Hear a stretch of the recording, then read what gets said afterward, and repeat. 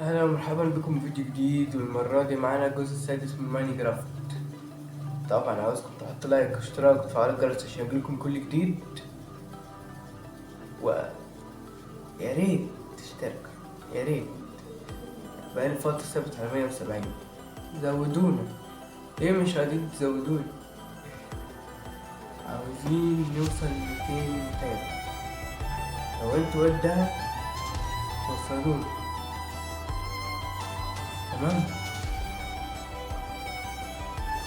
وصلنا ماينكرافت. فاكرين طبعا انت اخر مرة بتاع الجزء الخامس كنت بنيت الدور الاول، بتاعي هيبقى فيه دورين وما حطيتش انا الحاجات دي هنا. طبعا انا هنقل الحاجة دي هنا خلاص، بس الجزء الاهم لازم تعرفوا الحتة دي، ان انا هعمل مزرعة، يعني جزء مهم لا يتجزأ، مش اي مزرعة دي زي دي، مزرعة متنوعة. وانا هحط فيها، هعمل مكان كبير زي البيت كده، احط فيه خرفان، بقر، فيفي. طبعا اللي كان معايا من بداية السلسلة دي هيعرف مين فيفي طبعا، عشان اخد البيت. طبعا انا مش لازم اقول اللي مشافش الاجزاء اللي فاتت يروح يشوفها الاول. وما جابتش حاجة طبعا زي عوايدها. طبعا عشان الليل الجاي نروح ننام صباح خير. يا عم نام، يا عم ابوس ايدك نام يا عم، خير ننام.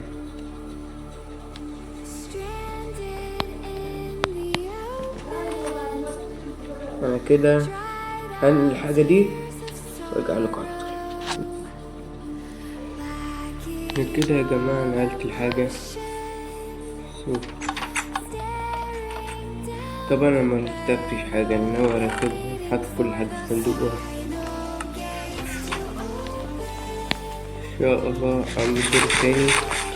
طبعا الدور الاول لو جيت زومبي هنا جنبي مش عارف انام، في الدور التاني هعرف عشان بعيد، بس ده مش موضوع. وانا دلوقتي اللي انا هعمل مزرعة كبيرة كده في الحيوانات اللي هربيها. طبعا المكان هنا شكله حلو وفاضي، عايز ترتيب. طبعا احنا مش محتاجين الشجر كله في الحتة اللي احنا فيها. ده معايا كام خشب، انا هعمل بوم الاساس الاول، وانها تكون كبيرة ومش عارف ايه.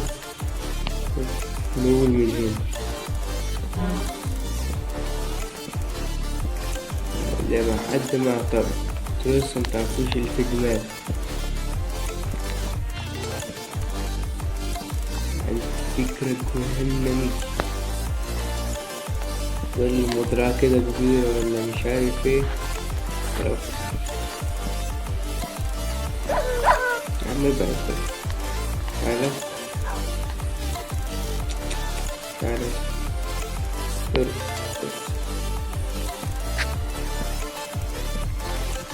هي جت قبل ما اعمل المزرعة.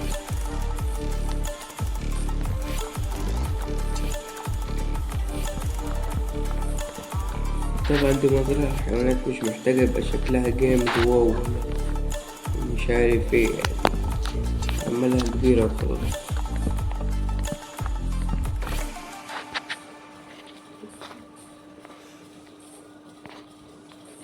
يلا كم واحد خلص الخشب ده.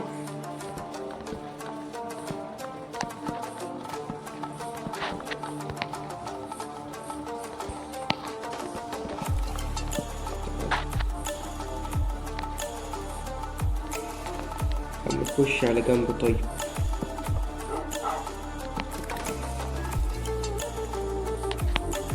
نوزنها.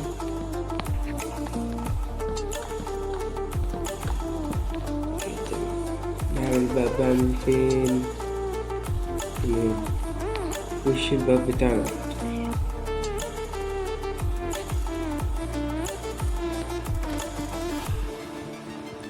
لا بس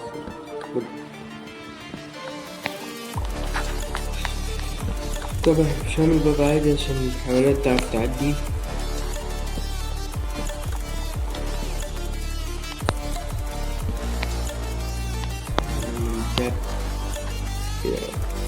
مخفيك شكلي عملت أصلا فتحة نووية فتحة كفاية.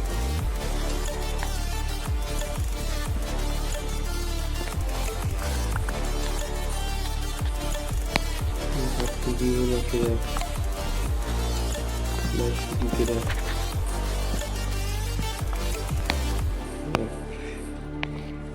منظر جبار.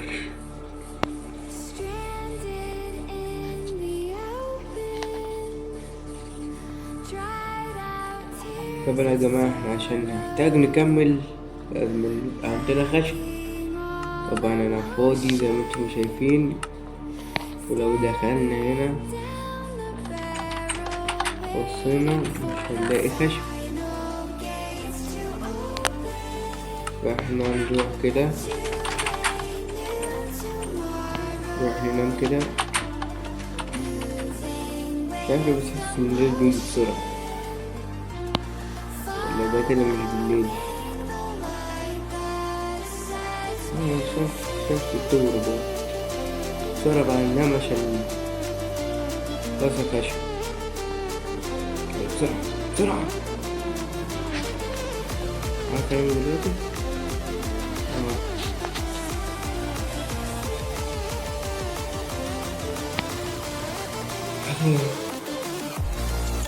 طبعا برضه عشان متقدروش راح اكسر خشب وارجع لكم.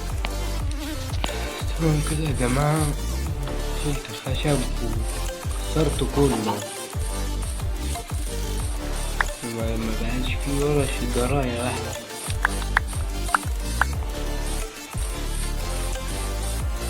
دلوقتي انا هحل الخشب كمل صناعتي. نعمل الخشب نعمل كده كده. طبعا انا بقى عندي كتير، محتاج كسرت شجرة واحدة يا شباب.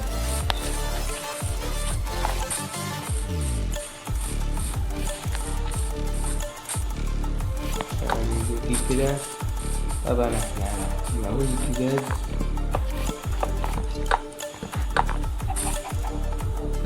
حد سأل انت كده ايه الفرق بينك وبين بيت الحيوانات؟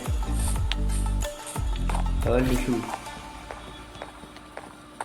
انا بيتي فيه دورين، ده هيبقى دور واحد. شفت الفرق؟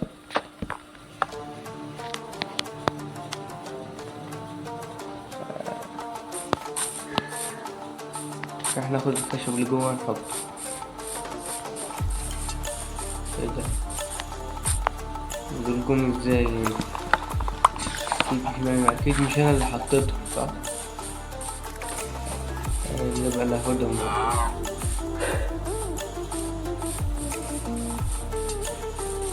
وجه جاري كده. كده احنا خلصناه قدام كده. اهي دخلت من نفسها. سيبها جوه. عارف ليه قفلت على الباب بس. وريني بقى ازاي تطلع.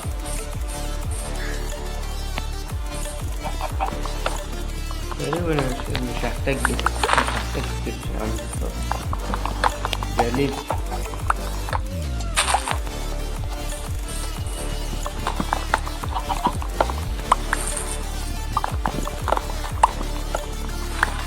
الجاذبية ثابتة في الزاوية ازاي ده؟ طيب ده مستحيل علميا الحقيقة. ده اصلا مخلي ناس كتيرة تلعب ماينكرافت. اكيد المنطق الفيزياء بتاع ماينكرافت زي بكتير.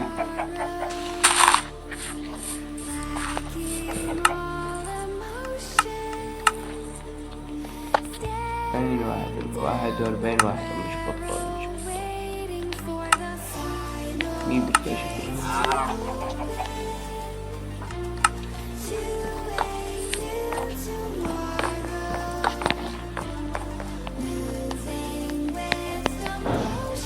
طبعا تكنيكيات الفندق اللي عملها كده.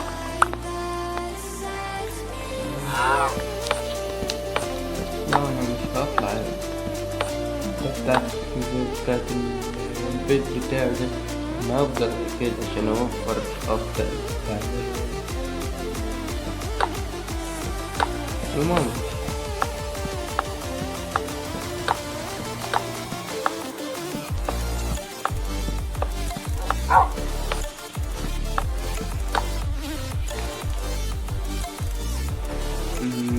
أنا شكلي كده طول يا جماعة، أنا هعمل السطح وارجع بس كده يا جماعة. عملت السطح مش هنعرف أعمله. عمل ثلاثة تاني محتاج شغل. الأربع شويات اللي كانوا معايا مش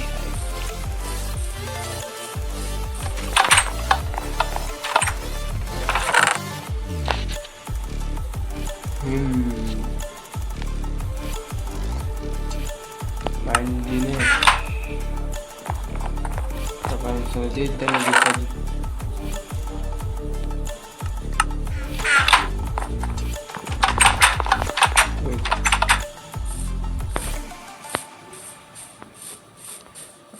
يعني عايز سهل.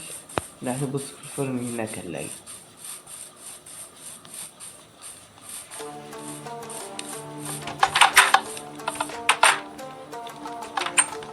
لا مش هنلاقي.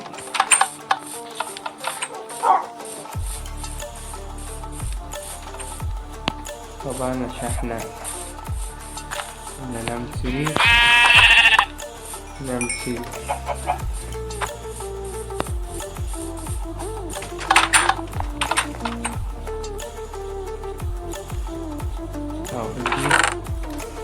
نجيب السوف معانا مسير مش كده.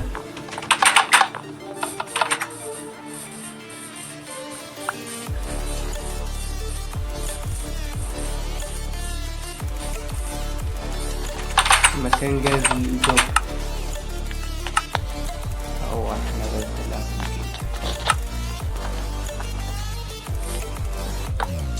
حتى هسه كان كده.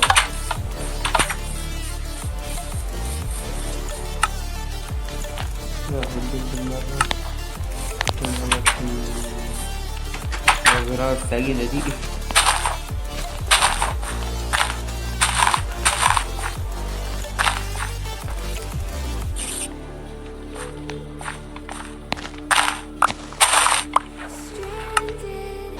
اي حد هيتعارض مع فكرة دي لسه مزرعة معقدة مليش دعوة.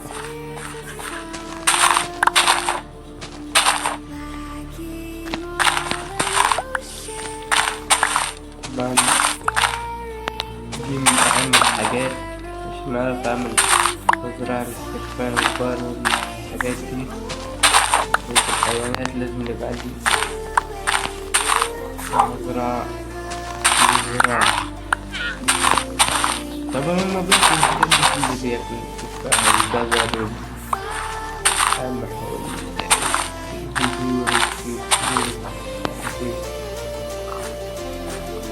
طبعا دي لسه ما استوتش.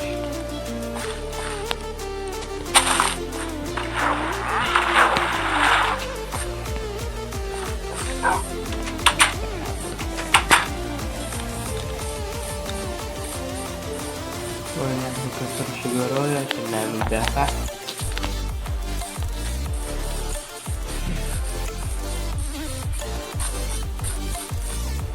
أول شيء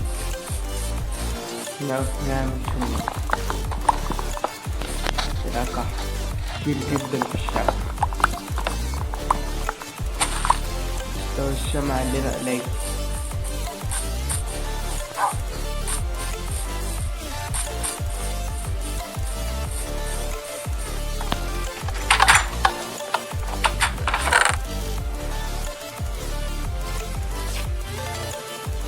نوتي معاك. ما انا اقدر اقول نوتوبلكس. بقى معايا كام واحدة؟ 2، مش كتير شوية.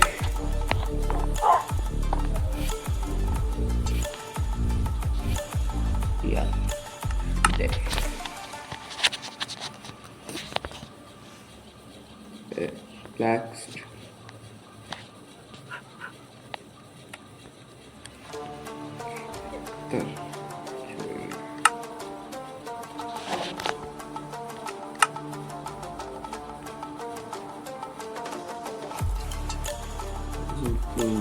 واحدة من دي من دي التهمتين دول نعمل الشموع.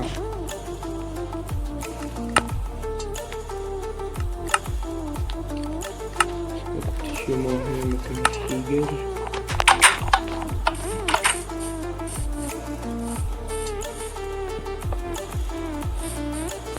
طبعا مفيش أذى أصلا للمحطات دي، ومفيش سلس.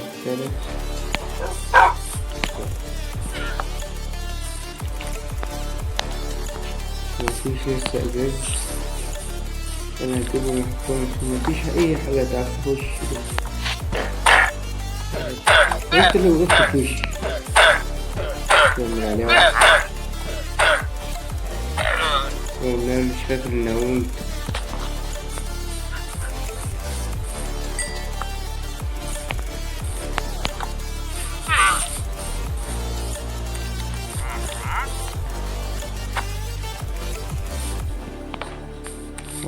تريش العبر فوق. تمام. الفكرة بتاعتي هي كالتالي، نعمل كده. طبعا ده البوابة هنا عشان مفيش أي حد يطلع ويخش معايا من الزريبة يا بابا. تمام. هنا خط كده واضغط هناك بنفس الحكاية. مش للدرجة دي على خط الضرب هنا. تمام. بعمل حتة مفتوحة كده. طبعا ده كله تأثير. عايز تخش يا باشا؟ ماشي خش. ولا دخلك خش. بص يا جماعة، الفكرة بتاعتي حلوة. تمام. مش شايف ان انا ممكن او اكيد يعني طولت. طيب هسجل بالي ساعة ولا حاجة، فاحنا نسيب الكلام دوت ولا راح اموت الراجل طالب ملوش لازمة. وانت يا باشا صغير، فين الباشا الصغير؟ الدفة بتاعته لا ضربتك بالغلط. كفاية خروف على المزرعة. الفيديو الجاي نبقى نكملها. تمام. عايزكم تحطوا اشتراك على قناة الشباب الجديد. عاوزين الجزء السابع بتاع الكومنتات واللايكات. 200 بعد ده.